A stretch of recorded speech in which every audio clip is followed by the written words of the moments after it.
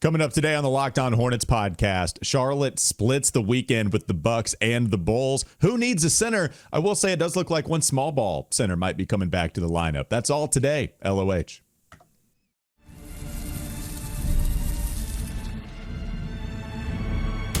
You are Locked On Hornets, your daily Charlotte Hornets podcast. Part of the Locked On Podcast Network, your team every day. In a minute, cuz we live.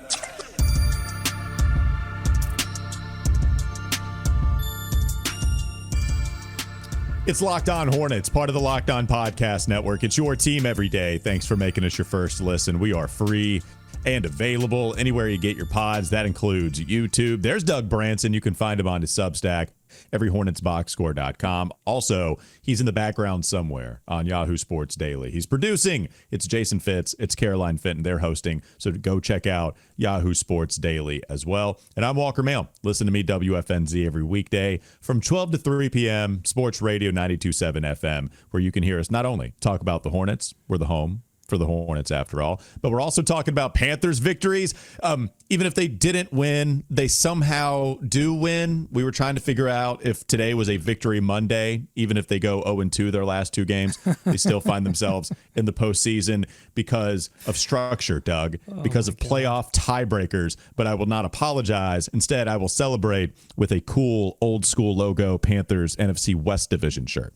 Well, it's a perfect segue into the piece of trivia that I wanted to share before we got started with the show, because I know that a lot of people are celebrating Victory Monday, celebrating the fact that the Panthers did win their division, which made me think, have the Hornets ever won their division? And the answer is they have not. They've never. Even going back to the Charlotte Hornets, no, they never won it. The original Charlotte Hornets never won it. The 50-win Charlotte Hornets didn't win it. They finished second a few times. I think 4 times they finished second.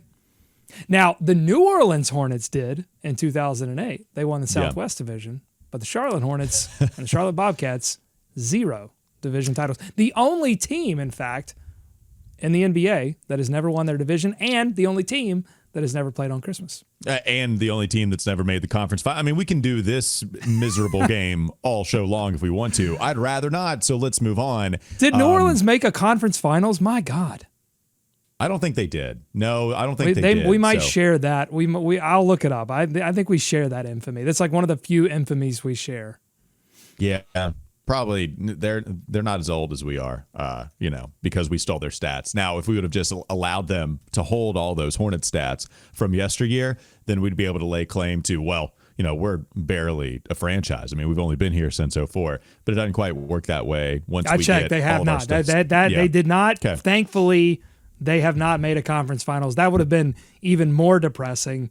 No, they share that infamy with us. Okay, great. So both iterations of the Hornets franchise kind of have not made the conference finals. Excellent stuff. I don't think they're going to make it this year. It does look like there's a nice foundation to possibly make it within the next however many seasons. They are playing better basketball. It was a close loss to the Bucks that they suffered, which I will take pride in because Giannis ended up winning this game for Milwaukee with a put-away slam, but it was still a close game on the road with one of the best basketball players that exist. And then they did beat Chicago. They came back from a double-digit deficit in order to win that game against the Bulls. And the Bulls are playing a lot better basketball here lately. This is not the same Bulls team that the Hornets played a couple of times earlier in the year. What were your overall thoughts on the Hornets weekend, Doug? I think it's just overall they are showing growth in spite of the fact that they are playing with some pretty serious deficits in their front court in particular. I mean, so many missing pieces. And look, even if those pieces were healthy, those pieces are young. Those pieces are learning, and Ryan Kalkbrenner and Tidjane Salaun. But when you take away those pieces, it just everybody's playing out of position. You've got Miles Bridges playing center. You've got PJ Hall, who's barely in the league. We're back to having centers who are barely in the league. I like the idea that we were all making fun of the Hornets for accumulating so many guards. But see, the joke was on us. They understood that they were going to need some of those guards to also play center. They're going to be front court players too, just how it is here. That is how it is. You just sign up. When you sign on the contract, in the contract it says at one point you're probably going to have to play center. It doesn't matter how tall you are. But look, they are getting better. They are learning. They're growing as our dedicated listener to this show and to every Hornets box score, Shuman says, they're covering the spread. They're covering the spread. Hang the banner. The Charlotte Hornets. We might not have a division title, but we're covering the spread. And that means growth. Great teams cover. That's what they say. Great teams cover, and we're not losing by a bajillion anymore. Yeah, the offense came back down to earth against Chicago, even in that victory, but you are done now with what was the best 6-game stretch that you had all season long offensively. Even against Golden State, I know I did that episode solo, but Golden State, the offense was humming. Same thing against Milwaukee. You were still scoring 124.7 points per 100 possession. So they're still scoring at a real high rate. Chicago was, again, the only time that we saw that come back down to earth. But luckily for Charlotte, the defense, that was on the incline a little bit against the Bulls. So that was nice to see with their lone victory over the weekend. Back-to-back games for them. I think it was it James Plowright who put this out? If I'm not mistaken, Hornets record on the second night of back-to-backs this season is quite good. It's actually a winning record so far. So what they've done so far has been really nice. Shows a young, fight-worthy team. Like, they're not just going to go lay down, and I think a couple of those signs are pointing in the right direction.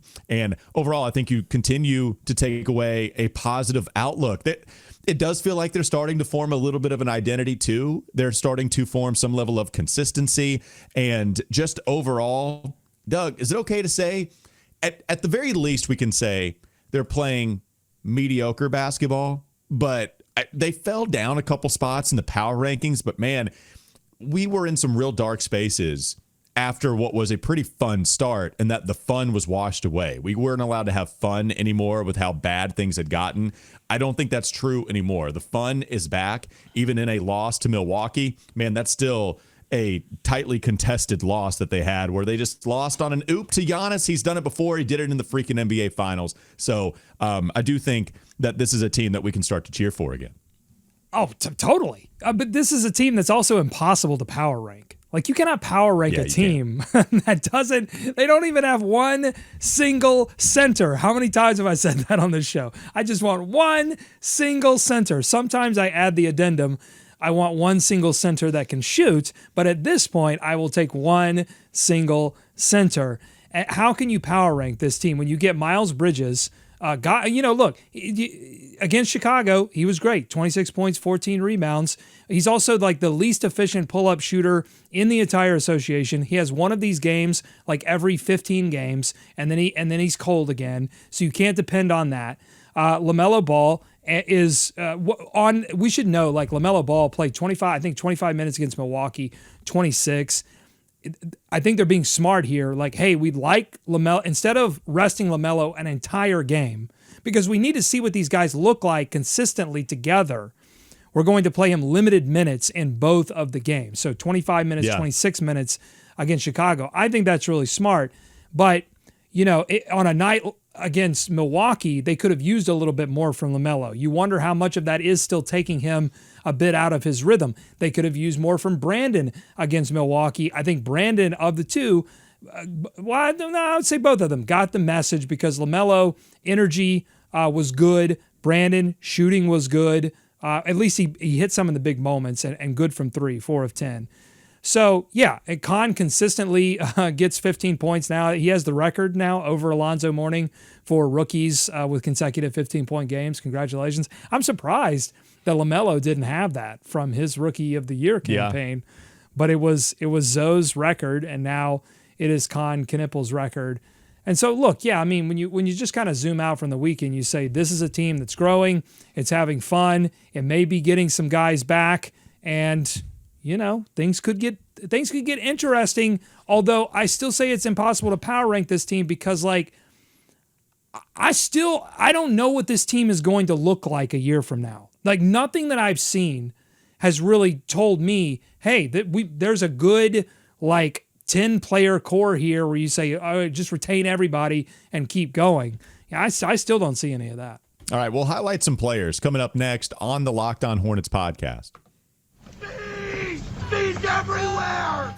Yeah, let's go down the box score, up and down the box score, tell you who stood out, who didn't. Tidjane Salaun improving, some of the guys that might be coming back. There's a game tonight against the Thunder with a couple of guys upgraded from questionable to probable. We'll dive into all of it coming up next, LOH. This episode is brought to you by PrizePicks. Whether you're starting a new routine or jumping into player projections for the first time, trying something new can feel like a challenge. But with PrizePicks, it always feels good to be right. With high-pressure football matchups every weekend and elite hoops action almost every night, the action never slows down. PrizePicks, not Price Picks, PrizePicks, they let you stay in control. PrizePicks is the daily fantasy app that makes watching sports even more exciting by letting you build lineups based on player projections, no drafts, no waiting. Just pick more or less and play your way into some possible winnings. Getting started on PrizePicks was quick and simple. The app is super easy to navigate. It's made watching games even more engaging, especially when following individual player performances. I love the flexibility with the options like Flex Play, where you can still get paid even if one pick misses. That's nice. And the new early payouts feature is a game changer. If a player starts hot, you can cash out before the game ends. Maybe we should have done that on Bet the Buzz. Download the PrizePicks app today. Use code LOCKEDONNBA to get $50 in lineups after you play your first $5 lineup. That's code LOCKEDONNBA to get $50 in lineups after your first $5 lineup. PrizePicks, it's good to be right. More Locked On Hornets ahead. Before we get started, I also want to tell you about the Everydayers Club. If you have not already, go check out our new Everydayers Club. You get access to an ad-free audio feed for Locked On Hornets, compatible with Apple, Spotify, anywhere you get your pods, every major podcast app. We mean it when we say anywhere you get your pods. An invite to the members-only Locked On Everydayers Club Discord server, which includes a group chat just for listeners of this show. So you guys can get together and you can clown us if you want to. You can say, hey, what Walker said the other day, that was crazy, right? You guys can have fun at our expense. We don't care. We just want you to go check out Everydayers Club. Go check out, again, the Everydayers Club by going to lockedonhornets.supercast.com. Any players you wanted to highlight here? I know you did a little bit in the first segment. Maybe I get the ball rolling with saying I do think this was a nice weekend for Miles. He shot well from the field. Shot well from three, 5 of 10 against the Bucks. He was 3 of 7 against the Bulls. He had 25 against the Bucks, 26 against the Bulls, about 14 boards against Chicago. That was nice. All defensive. Just needed him to box out and go after the glass, or the board, not plural, as James Borrego used to say, but go after the board. That's it, just singular. Miles Bridges, I thought, pretty nice weekend for him. Yeah, I mean, look, the Chicago game, there weren't many blemishes there. I thought the Milwaukee game, he hit a ton of bailout threes when the offense was flagging a little bit, particularly in the second quarter, man. The second quarter killed them in that game. Just a ton of sloppy play, consecutive turnovers, players arguing with each other. Like, they just looked completely out of sync in the Milwaukee game in the second quarter, and I really thought it cost them the game because they had an opportunity. They were up 16 or 17, and they had an opportunity to really put the foot on the throat and tell Doc Rivers, hey, this might not be the night to deploy Giannis Antetokounmpo. Better to just rest him up, get him ready for the next couple of games. And instead, they just left them an opportunity after opportunity. And, Miles, I thought there was a little bit of a breakdown by him on the final lob that cost them that game. Yeah. Again, I just think that's, to me, the Miles Bridges experience is a little baked in at this point. I know what I'm going to get with Miles Bridges. I think the Charlotte Hornets know what they're going to get. They're going to get a guy that's mostly available, more available than really any other player on the team, willing to play through injuries, willing to bail out the offense, never scared of a particular moment, but also has this other side that gets tunnel vision, that is inefficient, that can sometimes ruin the offense and falls asleep occasionally on defense or rebounding. Like, this is just what it is at this point. And the question for the Hornets is, how long do they want to continue on with that? is it a situation where they even want to continue past the contract at this point, or is he a surefire bet to be moved? I don't know. I do think overall pretty big net positive, just given the way that he helped out on Friday and Saturday. But yeah, totally in terms of the overall experience, I hear what you're saying. On that play, it all matters if Miles is going to commit to the driver there. Who was it that inbounded the ball that eventually threw it to Giannis? Was it Ryan Rollins, if I'm not mistaken, the inbounder? Either way, Miles Bridges commits, and if you commit, then you just have to make sure that he doesn't throw that pass, or that you don't allow him to throw that lob, because Moose is trying to fight over the top. So was there a defensive breakdown? I don't know if Musa can crash down fast enough to go stop Giannis Antetokounmpo from catching that alley. So in my opinion, it does make sense for Musa to continue to fight over the top of that screen, that exchange, as soon as they inbound the basketball. And Miles he decides, okay, Rollins is in the paint, I have to commit, but that leaves Giannis wide open on for the that fight. slam. That game, Musa was out. It was either PJ or Tidjane. Sion. It was Sion. I'm sorry. Yeah, there was confusion between Sion. There was confusion Yeah. between Sion and Miles on the final. Yeah. So Sion, and I apologize for saying Musa. I'm used to him being in the paint. No, it was Sion, and it felt like, okay, Sion got beat, I got to go help. And it's like, man, I'd rather just stay home on Giannis and, not commit so early. It just felt a little too easy. So I'm with you on that defensive breakdown. All right, I've got my player. You ready for my player? Let's hear it. Nick Vucevic. And my comment is, get out of here, Nick Vucevic. Okay, you know, okay. Like LaMelo dunks at the end of that Chicago game, and it would have been a violation. Had they not at that point, it would have been a shot clock violation. So there was time left on the clock, and Chicago had given up, but the Charlotte Hornets hadn't. They were. And by the way, Chicago has beaten the ever-loving hell out of the Hornets so many times that, it's a pride thing at this point for the Charlotte Hornets. They were excited to get that win. And the other thing, too, is like Vucevic. You already did this with Giannis Antetokounmpo. You got mad at Giannis Antetokounmpo for dunking on your floor when the game was already over. Okay, you get one of those. And I'm like, all right, maybe he has a point. If you allow two of them, then I'm saying that's your problem. As a team, have some pride and defend your rim and defend your home court and say, hey, even if we're going to lose the game, we're not going to lose our pride. We're not going to lose this moment. We're going to defend to the very last second. Instead, you just complain about it and try to fake fight somebody at the end of the game. Get out of here, Nick Vucevic. Yeah, get all the way out of here. No, like this Brian McCann keeper of the game stuff. You don't show us up. You're right. You did do this with Giannis the other day. When Giannis dunked it, hey, you can't be that guy on multiple occasions. What are you doing? If you're not going to defend it during the actual course of action, then stop going up to dudes that are dunking on you because you decide that, one, you've stopped playing, or you've continued to try to play and you can't stop them within that course of action, as we just mentioned. Like, no, I'm starting to change my mind. Not that I had this real strong opinion on Vucevic one way or the other, but the fact that you're becoming this dude doing this kind of thing for the second time in like a week. It's only been at most 2 weeks, maybe only one. Yeah, I hope everybody that ever plays Chicago ever again dunks it when there won't be a shot clock violation. I hope they slam it when they're up 20. I hope every single team that plays Chicago, because of Vucevic, decides I'm going to try to stat pad. I hope everybody stat pads against Chicago the rest of the time. Yeah, also, then Trey Jones goes and follows it up and gets a layup. So it's like, well, I guess we're just petty wars now. It's absurd. The whole thing's absurd. Defend your rim. That's all you got to do. Defend your rim. Last couple things here. Tidjane Salaun. How about this, man? Against Milwaukee, a plus 26. A plus 26 in a game that the Hornets lost, and there were some bad plus-minus numbers, like minus 22 for Miles and PJ Hall. The starters had a bunch of minuses, but Tidjane in the game, in 22 minutes of action, by the way, a plus 26. Incredible. Plus-minus is one of those things where we don't like bringing it up unless it's crazy, unless it's such an outlier, and then we're always obligated to say plus-minus means nothing, and it does mean nothing.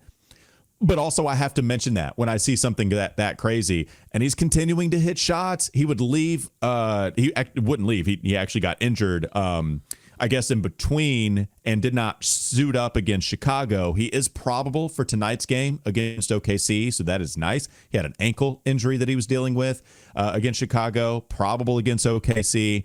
But, man, Tidjane, this is sustained improvement. He has improved, and he has been showing that improvement, Doug, for over a month now. We have passed the month-long timeline, and I'm going to mention it every single time because it's a big deal if he becomes a real rotation player for this team. It is a big deal. He is improving. It is sustained improvement. What I like most about Tidjane's improvement is that he's able to compensate for some of the mistakes that he's making, because he still is making mistakes. In that game against Milwaukee, there were 2 or 3 plays where he was obviously out of position, and Colin Sexton has become his line buddy, keeping him in line, going over to him and be like, dude, you got to be here. When they're here, you're here. You got to come on. Yeah. And so there still are those moments. And I think he can become a real rotational player, and he's putting up nice numbers. I don't know how real those numbers are, because I don't think the Hornets are playing real basketball right now. They're playing regular season basketball where they're catching a few teams off guard. They're playing small because they have to, which forces adjustments by the other team. I'm just not sure how real any of this is. I'm paying attention. My eyes are open. My mind is open to Tidjane becoming a real rotation player at some point. I'm still in this I don't know phase. And I want people to hear me. I see the improvement. He is improving. I'm just there's a chasm between a guy improving, particularly one of his age and experience level in terms of how much he played basketball prior to joining an NBA club. There's a chasm between that and I can depend on you every single possession not to sink my game, and you are a rotation player that I can count on. And I'm just not sure he's cleared that chasm yet, but it's certain. Look, when I think about what I thought about him at the beginning of this season, I didn't know if he was an NBA player. He's certainly an NBA player, but could he be trusted as a ninth guy on a actual real playoff team? Not a championship contender, but a realistic Hornets playoff team.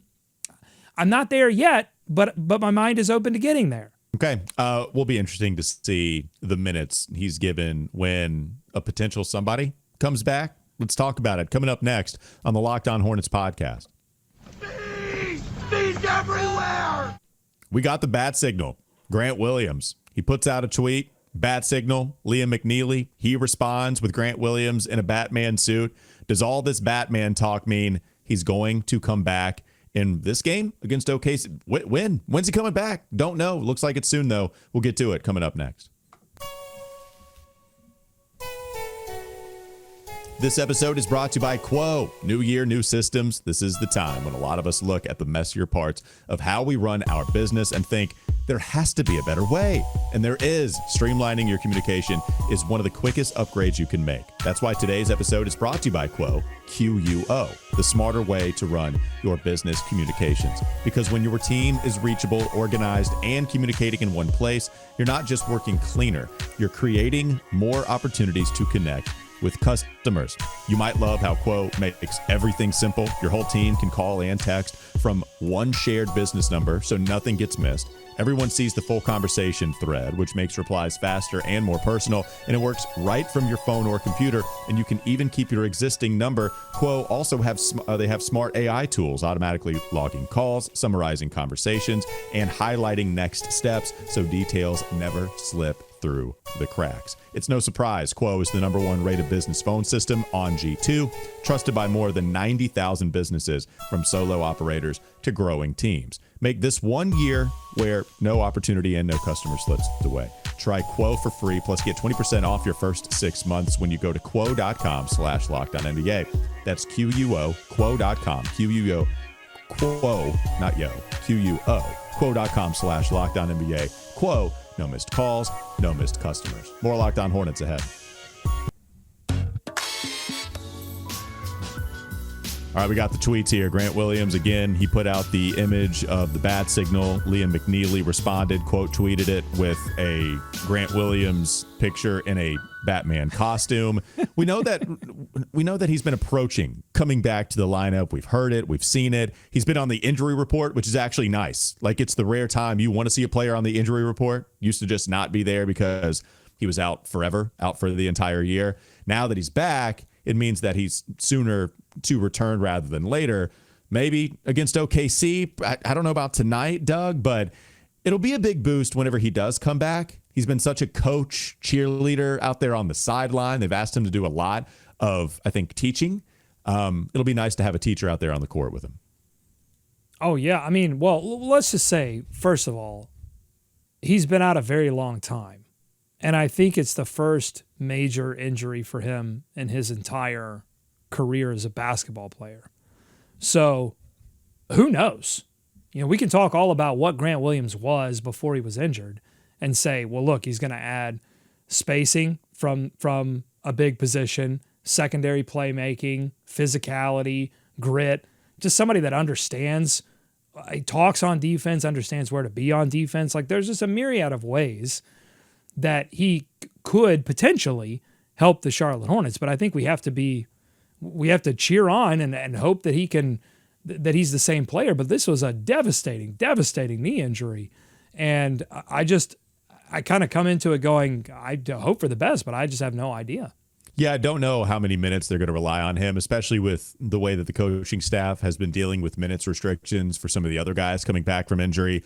If it's something this devastating from Grant, then are we getting to a place where he just doesn't play until he really is ready for 2 game sequences where he rests the third, or he has this crazy minutes restriction? The other thing about minutes restrictions with guys like Grant is, man, it's not like he's playing a ton of minutes anyway. I wouldn't expect him to come in and play 30 minutes a ball game with a fully healthy roster. When you have a healthy Kalkbrenner, you have a healthy Moussa Diabate. Look, the Tidjane Salaun shot making, like, I don't know how real it will be.